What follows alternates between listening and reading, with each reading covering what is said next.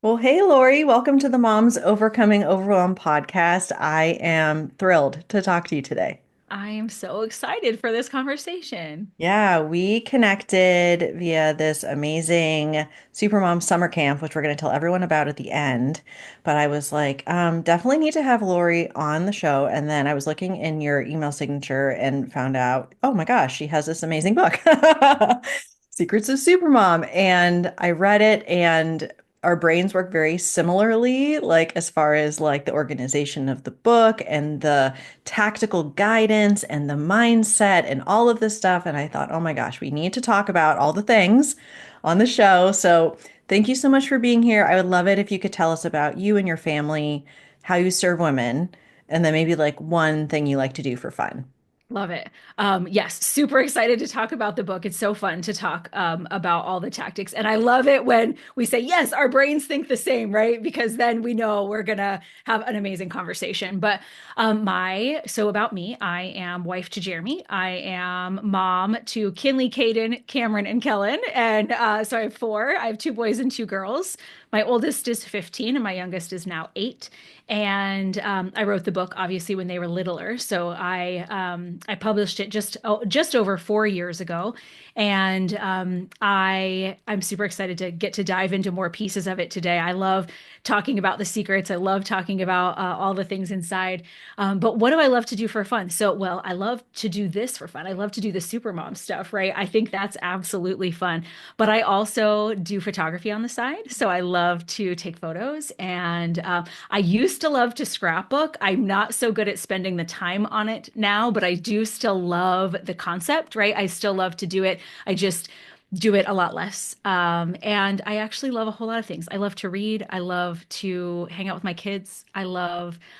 We get to do a staycation this weekend. I love staycations. So all sorts of fun stuff I love. Yeah, that's all about me. Yeah. And I can sort of take a photo with an iPhone, maybe, Yeah. but I love people that have that artistic eye because I am more on the word side. So I write poetry and that's kind of my creative outlet. And again, it depends on the season, like how much I'm doing it or not doing it. But again, one of the things you talk about in the book is what we talk about here a lot is sort of making that space and being able to have that true rest and knowing what that is for you. And it's okay if it's not like you're able to get to it as much in certain seasons, but just kind of having an understanding of what fills your cup like actually. Yeah. So, but anyway, I'm getting ahead of myself because I get so excited. Uh, So excited. okay, so we're gonna start with like one of the very cliche concepts in mom life, which is this idea of work-life balance. Can we have it? Does it exist? Is it an enigma? You know?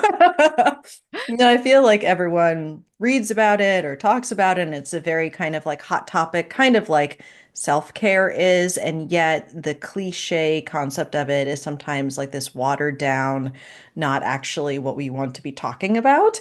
So Yeah. I would love it if you could describe to us, just in your years of experience as a mom and helping moms, what true balance actually is and how you've been able to implement it. I mean, not an easy question, I know, but we're just gonna go right for it at the We're gonna beginning. go right for it. So is like the version of balance that you hear about possible? No. To spend the exact same hours doing certain things? No. And even if you did, would that feel like balance? I would challenge that no, it wouldn't. Even if I spent the exact same hours today working in my corporate job and working my business and hanging out with my family, and I called that balance, it probably wouldn't feel right. Right? On any given day, at any given moment, I am probably not in balance.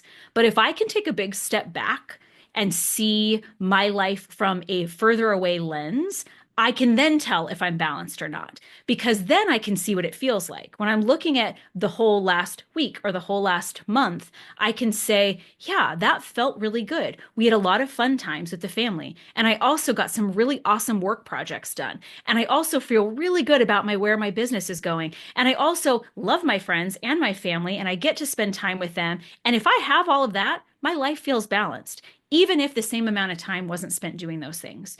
And so for me, it's really about that step back. Does it feel like I have the balance that I want. And if it doesn't feel like balance, then it's not balance, even if the scale is all wild, right? And if it does feel like balance, even if the scale is all wild, then it's balance, right? Then it feels good. And so it's different for all of us. If we had a scale that could weigh everything, right? So imagine like there's like a center mark and there's a scale that there's things all the way around it, right? Like all these different pegs. All of us would have different amounts in each of those things, probably every single month, but it might still feel balanced for me. Yet if you took mine, you would go, that's not balance at all. I don't feel I didn't get enough time resting or doing things I love. I didn't get enough time with my partner. I didn't get enough time working on my business, right? I didn't get enough time podcasting or doing other things that I love. And so we all have to figure that out for ourselves. And I love planning and doing all these strategic things because it lets me review those and get better at feeling the way I want to feel. Yeah. And also, I feel like there's a seasonality to it Mm, that you have to recognize the season that you're in. So we're, recording this in May, and this concept of Maycember I heard about, within the yeah. last couple of years. And there is a truth to it, but I looked at my May and I had planned it out, and I actually looked and I took that step back instead of kind of being, and we're going to talk about the culture of complaint, which this kind of Yeah. like goes into a little bit, but I could be like the, oh my gosh, it's Maycember and there's so much going on and what am I going to do? And I actually step back and I look and I plan out my May and I'm like, you know what? My May looks pretty good. Like it Yeah. looks pretty balanced. I'm not feeling stressed about it. But a lot of times we kind of just get caught up in sort of like the culture of whatever the moms are saying around us. And then we end up feeling probably less balanced and more overwhelmed than we would if we were just like, you know what? Let me just take the step back, look at my planner, look at what I've done, look at what I can tweak, and have just a more like sane approach Yeah, to it it's so all. true. Yeah, you're when you look at yours, you go, this is totally possible, right? Same for me. We have some things that are ending at the very beginning of May. Some like family activities and kid activities that end way early, way before even school ends. And so for us, we're already starting to eliminate some of the things as we go into the change in the summer schedule. So same, I do not feel like May is going to cripple us as a family. But yes, I think a lot of people do feel that way. And, I get, yeah, you've got end of school projects, maybe you've got recitals and tournaments and all those things too, but it doesn't have to be overwhelming. And if it looks overwhelming, we get to decide that Yeah. we're going to do things differently. We get to decide what we're going to pull back on. We get to decide what maybe we're going to move into June or we're going to move into September if you want to. We get to decide. Yeah. And coming from that place of choice rather than the victim mentality is incredibly important. And you share 16 secrets in the book. We're not going to get into all 16 here, although that would be fun. Might take a couple more minutes than my overwhelm moms are used to on the show. Right. But when I read the section about culture of complaint, it really resonated with me. And the Yeah. reason is that I'm trying in my neighborhood. We have a lot of moms with kids similar ages and trying to do this like monthly mom's night out, right? So we walk up to the local Mexican place and we have our margaritas and chips and whatever. And what does the topic of conversation immediately go to? Our kids, Mm. our husbands. What is not going well? Yeah. 99% of the time. And we're not talking about our dreams. We're not talking about like anything necessarily positive. And when I read that in your book, I'm like, oh my gosh, it's so true. And Yeah. I would just love it if you could tell us, like, this is not a neutral thing. It impacts our mindset, it impacts our health.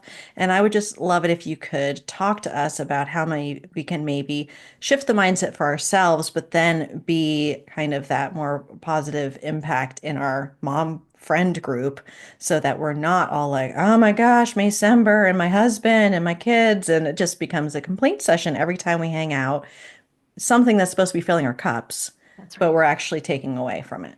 Yeah, yeah. So the culture of complaint, I've used this term for a really long time, and I've used it at work a lot, right? Because you can have in a corporate environment, right, with lots of people that are on teams, we can have a situation where all that team is doing is complaining, and I call complaint all problem, no solution, right? So all problem, no solution means I'm not just venting. Sometimes we need to get emotion out before we can come up with solutions, and that's okay. if we're doing it intentionally. If we're going, I just need to vent here for a minute, right? And then I spill all the things to Emily and I say, let me tell you all the terrible things. And then I say, okay, now I'm all done. I'm all done with my emotion drop. Now I'm ready for a solution. I'm ready to make this better. I'm not just all problem, no solution, just talking about what's wrong without any intent to change it. And when I'm in the culture of complaint, it drags not only me down emotionally, right? Where I'm feeling all problem and I'm not feeling like there's a solution. Things feel very out of my control, but I'm also projecting that onto all the people around me. So my team feels like we have no solution and everything's out of control. My family feels like it's all problem and no solution. My friends feel like it's all problem and no solution. And so I found that as I started to apply this in all these other areas, friend groups included, I would walk away. If I walked away from a work meeting and it was all problem, no solution, it was the culture of complaint, I was exhausted by that meeting. And I found myself during certain mom group meetings, certain mom group outings, that I was feeling more exhausted afterward than I was when I went into it. And like you said, the whole point was that I was supposed to be feeling full, right? Energized, excited, happy to have people in my life that love me. And not that they didn't love me still, but I sure felt drained after those outings. And so I went, okay, we cannot keep doing this, or this is just going to drain all of us. Yeah, and just being able to kind of have that awareness, and then also the courage that in the case of work or friend groups or whatever it is, that we can try to shift things using that language. That intentionally is, oh, I just really want to vent about this. So what do you guys think? Like, what can I actually do about it? And having that solution-based language. But it's also okay to just, you might have to just not hang out with those people anymore. And I feel like as women and I'm in my almost mid 40s and it seems like it's continually harder and harder to like make actual friends. So then it's like you don't want to let go of people necessarily, but then if it's just this constant complaint fest, then it is something you have to really look at. Do I feel energized after these interactions or do I feel drained? And if I constantly feel drained, then how am I going to better use my precious time and energy for something that is actually energizing and sustaining and fulfilling rather than that? That's right. That's exactly right. And we can try to change the direction of conversation, Mhm. right? We can say, "Oh, that sounds tough," right? Like, what do you think you're going to do, right? Like, we can switch it into those solutions. I can do that at work, right? I can say, "Okay, vent session's over. Let's talk about how we're going to fix this. Let's talk about what we can do as a team," right? I can do those things, but you're right. Sometimes that doesn't it spins right back Yeah. into the complaining. And if it does, then you're right. We may have to decide I'm not going to go every month to this activity, right? Maybe I'm only going to go every other month, or maybe I'm not going to go anymore at all. Or, right, we get to decide, and we get to decide our energy is precious. I don't talk about this in the book, but I talk about energy bleeds, energy blocks, and energy boosts, and how energy boosts are so important and how energy bleeds can be so draining. And so we have to, if we identify those, for me, total energy bleed. A mom's night that is culture of complaint is a full on energy bleed for me.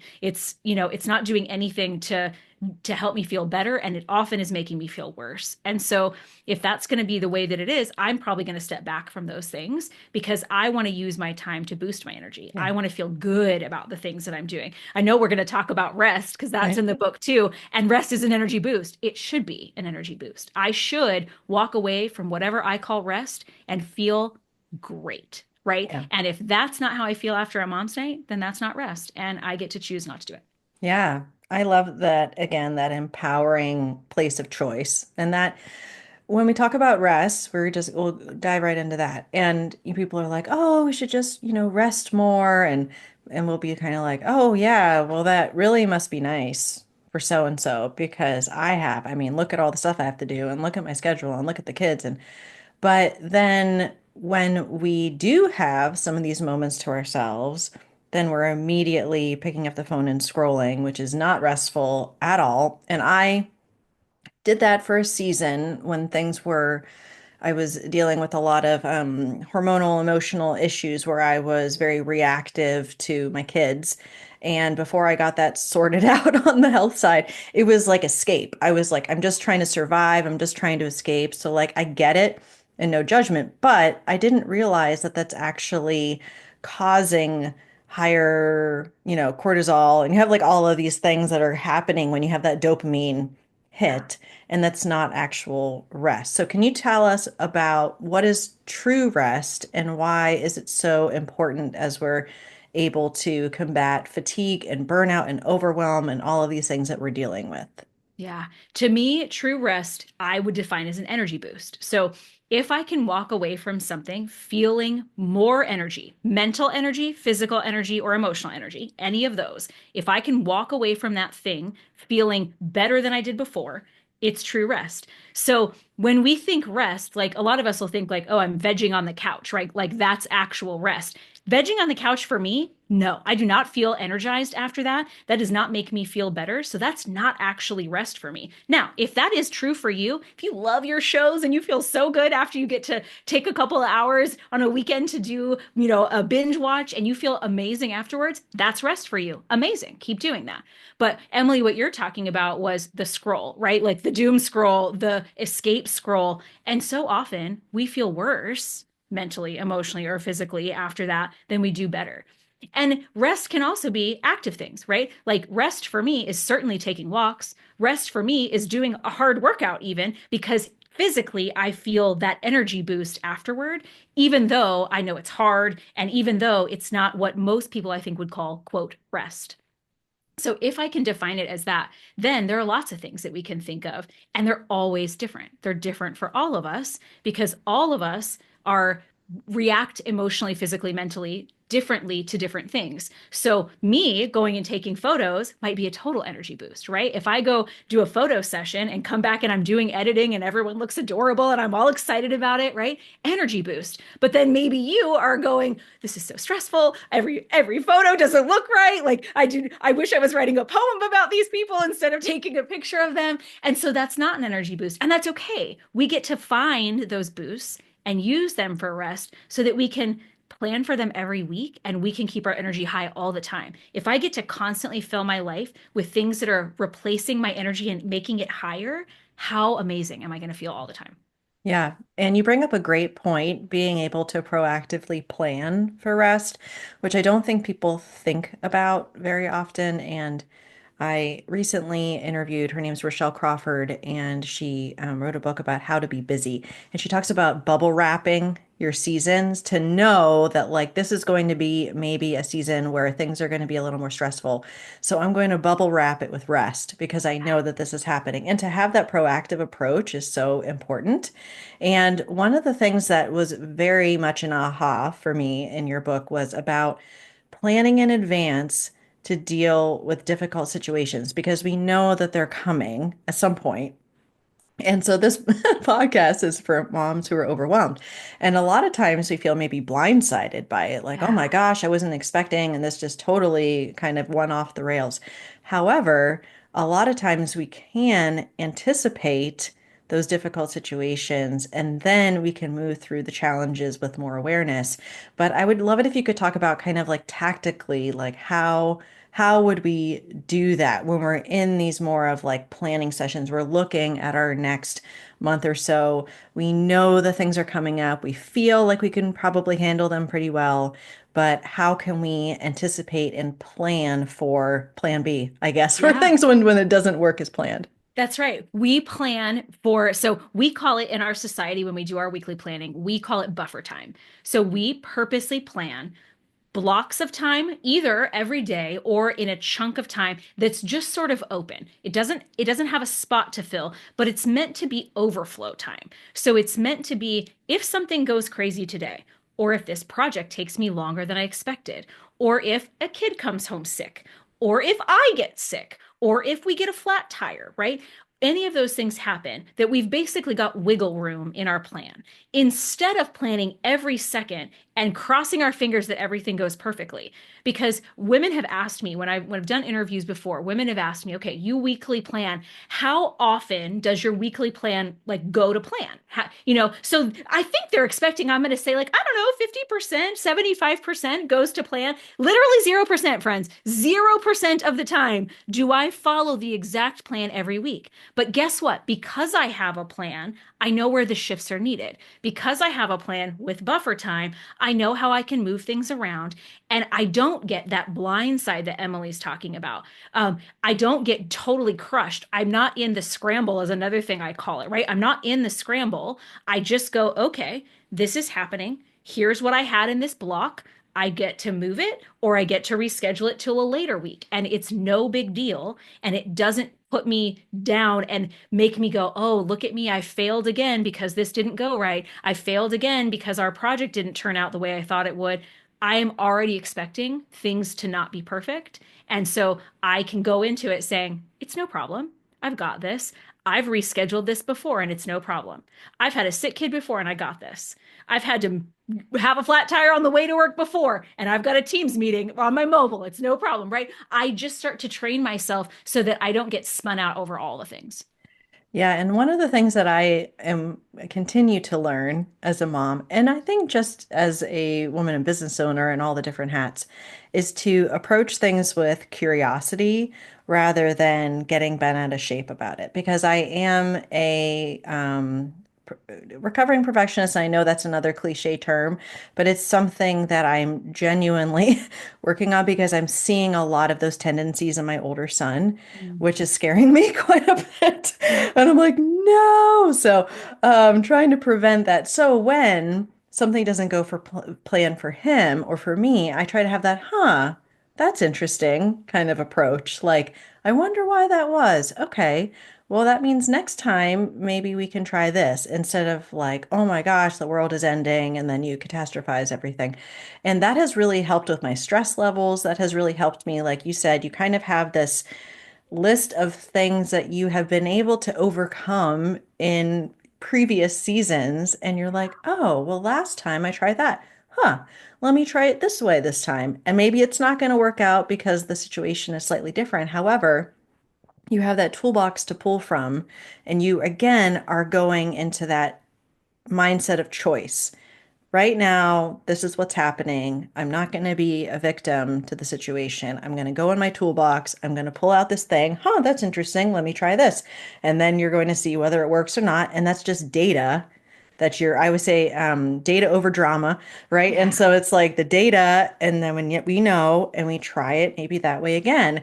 And I would just love it. I didn't prep you for this one, but just kind of as we wrap up, like with you and as a mom with your kids, some of these secrets of being a super mom, how can we start to teach our kids some of these same lessons in an Yeah. appropriate way? And are there any where you're like, oh, wow, that was actually really helpful in my parenting to be Yeah. able to teach my kids this? Yeah, I mean, I think that a lot of the things that we talked about today are things that we can help our kids with, right? Understanding what balance looks like. So I have one child that would literally do everything. She is so me, right? She would fill every minute with stuff that she wants to do. She's like, oh, but if it would only take us 10 minutes to drive there, so I could do three activities tonight, right? So she's the one that loves a lot of things and wants to pack a lot of things in. I have other children that would much prefer space, right? So, not my personality, but would much prefer space. And as we start to plan and schedule out activities, we have to talk about, okay, well, that would mean that you're busy 4 nights a week. Do you want to come home from school and do homework right away and do something 4 nights a week? Okay, then maybe let's talk about how to do that. We have a digital calendar that we have in our my husband created this digital big screen that's got our digital calendar on it. It pulls it in and it's in our kitchen, and we've used it for years now. But they get to see what our calendar looks like as a family. Oh, okay, we've got a baseball tournament and it's on the other side of town. Probably we're not going to be able to go to all the birthday parties on this side of town unless we split up, right? So they're able to see how the family impacts each other and how they impact each other, as well as what their schedules look like individually and how they can better plan and feel during that. So I think just all of those things are so powerful as they get older and they have to start planning their own things and their own school projects and their own work schedules and activities. And so I just think that it's some really good skill sets that we in tiny ways can teach the little ones, and then they just grow as they get bigger. Yeah, I'm taking notes since my my kids are 7 and almost 9, and I think they're starting to have more awareness Mhm. of like how the day flows and the management of time and kind of that buffer that you were talking about. And like, well, this is why we're just going to I learned the other day I can't say play date anymore. I have to say hang. Okay. So my first grader was like, Mom, it's not a play date. Well, okay. Anyway, just like, Hilarious. yeah, I'm like, okay, well, we can't have play dates every single day after school because remember, you have basketball. And on Fridays, we have pizza and movies as a family. And oh, right, so I might have to think about doing that kind of visually because I think that that will help too. Because when they become more aware of, oh, right, that is on the other side of town, or oh, look at these different things going on, then that helps you as a family unit and culture as you're Yeah. being able to implement some of these things. So I'm taking notes for eventually, God help me, when they start driving. It's wild times. We're in a permit stage right now, so it's driving teaching and wow, it's a doozy. Yeah. Oh my gosh. Well, it has just been so fun talking about the book. I will link it in the show notes. It is fantastic, actionable, encouraging, trying to think of all the other positive adjectives. It really was fantastic. And I would love it if you could tell us about the upcoming Supermom Summer Camp. So fun Super that Mom you're Summer Camp. hosting, how people can register, just anything you want to tell us about it. Go ahead. Yes. So we will put the link to Emily's link in the show notes, but we are super excited this year. So for 4 years, this will be the fourth year, we have run the Supermom Summit. And it is women coming together and learning productivity skills, learning about balance and what they can actually do to feel that balance, not to, have some sort of perfect schedule of balance, but learning those tips and those tricks that other women use. We've come together, we've got live sessions, we've got pre-recorded sessions, and it's just the most fun week in June. And so this year, we've tweaked it just a little bit. So you get all the fun stuff that you got before, but we're calling it Supermom Summer Camp. And we're really leaning into the theme. So there are adventure trails you can follow. You can earn badges. You get to hang out with camp counselors. There are going to be campfire chats and all sorts of other really fun things. And I'm excited every year. I get wildly excited about it every year, but I think I'm the most excited this year so far. I just cannot wait. And I will bring the virtual s'mores. That's right. Because I you love it. can't have the campfire without the virtual s'mores. That's right. Emily's one So of our camp counselors. If you didn't catch that, she's there teaching us all how to do all the things, right? Stay mhm. organized and Yeah. keep out of overwhelm. That's our Oh my goal. gosh. Yes, yes. So everything will be in the show notes. I really hope that you can join us and it's something that I'm really looking forward to. So thank you, Lori, so much for coming on the show and pouring into my audience and just really appreciate you and your time. I so appreciate you.